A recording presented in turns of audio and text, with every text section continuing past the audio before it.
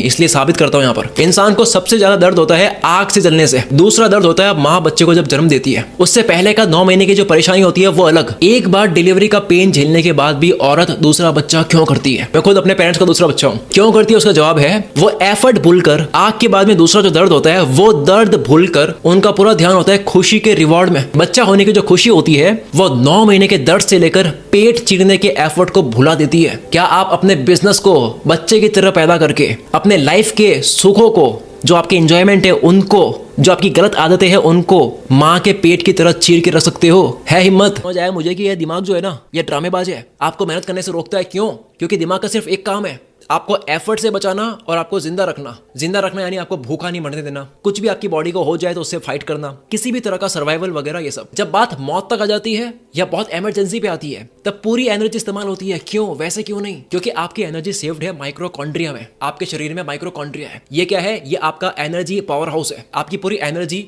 इसके अंदर स्टोर होती है। ये आपकी बॉडी का इन्वर्टर है जो एनर्जी शरीर वर्स्ट केस के लिए बचाता है, अर्जेंसी के लिए। आपका वर्स्ट केस अभी ये साल मानो पूरी वीडियो ताके से पिरोई हुई है, एक के बाद एक सारी बातें सेंस बनाएगी, सुनते रहो। 5 महीने में कोई भी इंसान अपनी दुनिया इधर की उधर कर सकता है अगर वो होश में आ जाए। होश का 1 घंटा कई दिनों के बराबर होता है। होश के कुछ मिनट्स आपको कई सालों की डायरेक्शन दे सकता है कि कहाँ जाना है। बॉलीवुड का डायलॉग भी है, इसको प्रैक्टिकली देखना है। आप अपनी लाइफ का पिछला 1 साल याद करो। आप 365 दिनों के 24 घंटों के हर एक मिनट थोड़ी याद करोगे, बल्कि गिने चुने 12 से 15 होश में जुड़े मोमेंट्स, मेमोरीज, इंसिडेंट्स याद करोगे कि पिछले 1 साल मैंने ये चीजें करी है। वो क्यों याद है? क्योंकि होश में करा गया था। डेली 95% लाइफ सबकी, एवरेज इंसान की रिपीट होती है। वो की वो यानी आप अपने दिमाग के सामने क्या हो? 5% हो, वो आपके सामने 95% पावरफुल है। आप खुद तो 5% से जन्मों में कामयाब नहीं हो पाओगे। 95% वाले की सपोर्ट लेनी होगी, इस सबकॉन्शियस माइंड की हेल्प लेनी होगी, जो रोज के 50,000 डिसीजंस में से 47,500, वैसे एग्जैक्ट नहीं होगा ऑब्वियसली, 47,500 डिसीजंस कंट्रोल करता है। छोटे छोटे डिसीजंस, खाया पिया, सोचा विचार, काम करना नहीं करना, ये करना वो नहीं करना, डिसीजंस छोटे छोटे माइक्रो। लोग कामयाब नहीं होते हैं, उनकी आदतें होती है। वो कुछ नहीं करते हैं, उनका 95% ऑटोमेटिक माइंड करता है। न्यूरोट्रांसमीटर्स, रिसेप्टर्स जो होते हैं वो जल गए, काले पड़ गए। ज्यादा हैवी डोपामिन रिलीज हो वो करवा लो बस। काम का कुछ मत दो, काम करेंगे तो डोपामिन रिलीज नहीं हो रहा है, मजा नहीं आ रहा है, जल गए रिसेप्टर्स, बोरिंग लगता है। इसलिए आप जाते हो लाइफ में कुछ भी डंका बड़ा करने को, तो ये सबकॉन्शियस माइंड जो है 95% पावरफुल जो है, ये ठोक के रखता है आपको।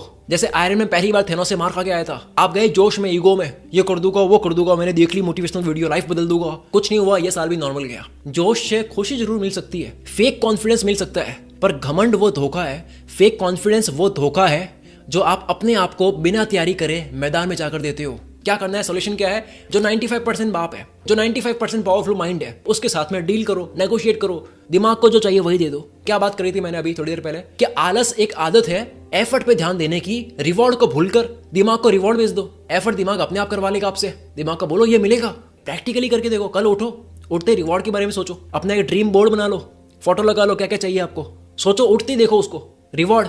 उठती जब आप रिवॉर्ड्स देखते हो दिमाग को मजा आने लगता है, ये चाहिए। और जब आपका वाई क्लियर हो जाता है कि ये चाहिए, तो हाउ तो बहुत ईजी है, फिर दिमाग अपने आप पता लगा लेगा कि कैसे करना है इसको। 95% पावरफुल दिमाग तो आपके उठने के बाद से ही हार गया। फिर ऐसा करने से एक वक्त ऐसा आएगा कि आप कुछ नहीं कर रहे होगे, ये 95% माइंड ही कर रहा होगा सब कुछ। फिर आप ऑटोमेटिकली वही कर रहे होगे जो एक कामयाब इंसान करता है। रूल नंबर 4, अंत। दुनिया से केवल गायब होना इंपॉर्टेंट नहीं है, आइसोलेशन में जाना इंपॉर्टेंट नहीं है, वापस आकर दुनिया को हैरान भी तो करना है भाई। इस पॉइंट को लिखते हुए मेरे रोंगटे खड़े हुए थे, अभी बोलते वक्त भी मेरे को फील हो रहा है। ये पॉइंट प्लीज प्लीज प्लीज 2 बार सुन लेना। अपनी वीडियो की एंगेजमेंट को बढ़ाने के लिए नहीं बोल रहा हूँ, वो करनी होती तो इसकी एडिटिंग खतरनाक कराई होती मैंने। मुझे इस वीडियो को थोड़ी स्लो एंड फील के साथ ही रखनी थी कि भले लोग देखे या ना देखे, मैं तो बोल के चला गया। गेम ऑफ थ्रोन्स बन गई, स्टार्ट में बहुत अच्छी है, फिनिश खराब कर दिया, रेटिंग गिर गई भाई।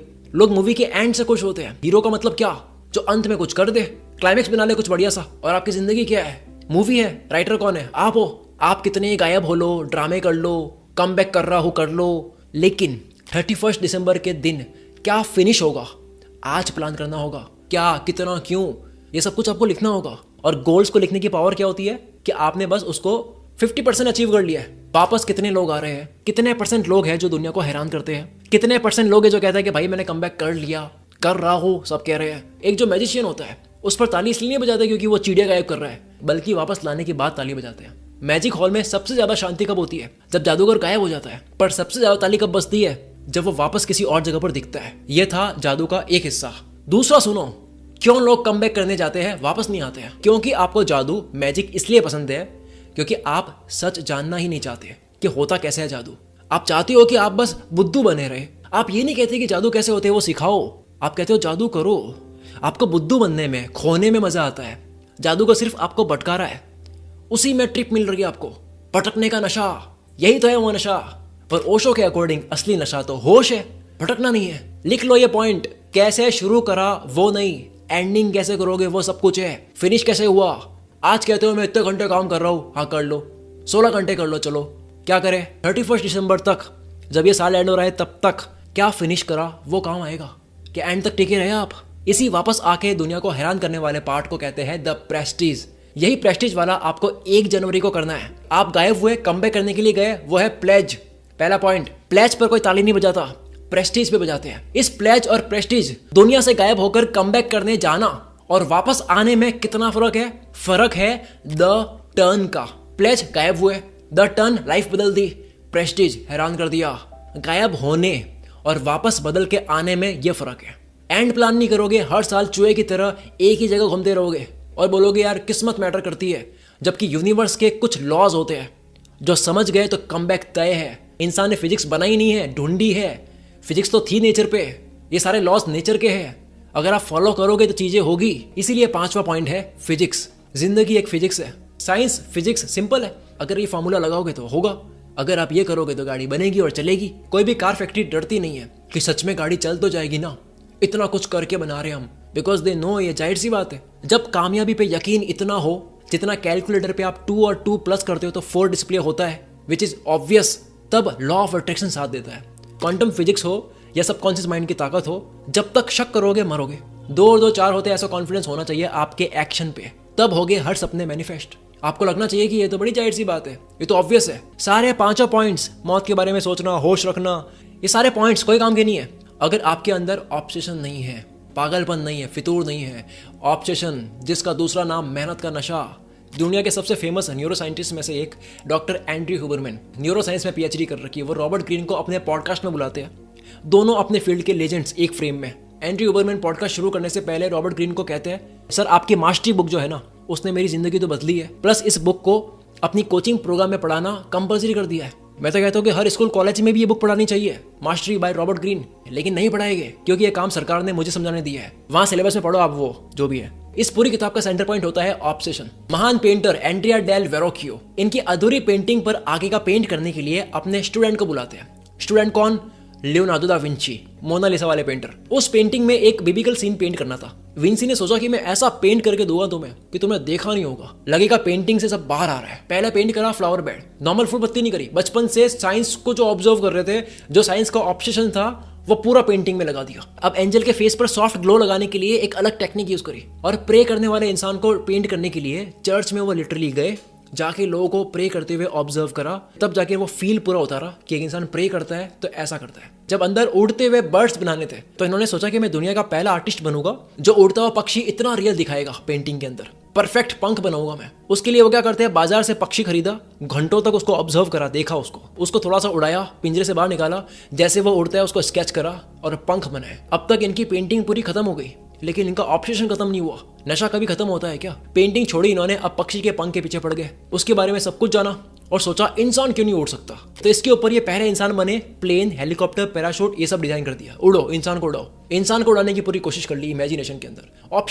ऑब्सेशन की ये ताकत है, मास्टरी बुक के पहले चैप्टर में लिखा है। डार्विन जैसा लो IQ वाला इंसान इतना इंटेलिजेंट नहीं था, ऑब्सेशन की वजह से थ्योरी ऑफ इवोल्यूशन लिख दी। जबकि उसी वक्त उनके कजिन गैल्टन चाहते तो ये भी लिख सकते थे, theory of evolution. High IQ, Darwin से ज्यादा इंटेलिजेंट, लेकिन नहीं लिख पाए। फील्ड बदलते रहते, आज ये करूंगा, कल वो करूंगा, हर 2 महीने बाद नई पर्सनैलिटी, बदलते रहते। लिखा है किताब के अंदर, क्योंकि ऑब्सेशन नहीं था उनके अंदर। कितना भी जान लो, ये पूरी वीडियो घोल के पी लो, ऑब्सेशन नहीं होगा कुछ भी नहीं कर पाओगे।